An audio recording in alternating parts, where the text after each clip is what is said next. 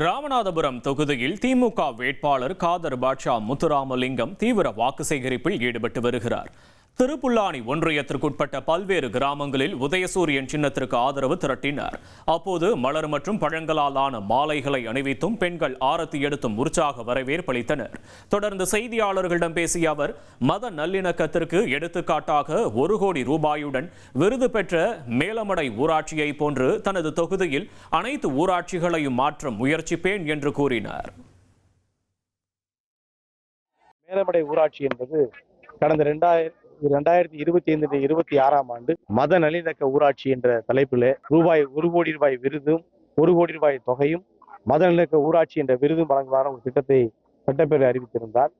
அந்த விருதும் அந்த நிதியும் நம்முடைய ராமநாதபுரம் மாவட்டத்தில் 429 ஊராட்சிகள் இருந்தாலும் மேலமடை ஊராட்சி அந்த விருதை பெற்றது. ஆதிராவிட நலத்துறையின் மூலமாக ₹1 கோடி இந்த ஊராட்சிக்கு என்று பிரேரித்துமா வழங்கியிருக்கிறார்கள்.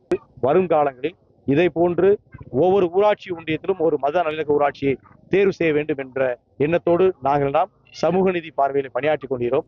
1,27,00,000 மனங்களை வென்ற தந்தி டிவி யூடியூப் சேனல். தவிர்க்க முடியாத தம்ப்நெயில்ஸ், கலக்கலான கான்டென்ட்ஸ். நீங்களும் இந்த குடும்பத்தில் இணைய இப்பவே சப்ஸ்கிரைப் பண்ணுங்க.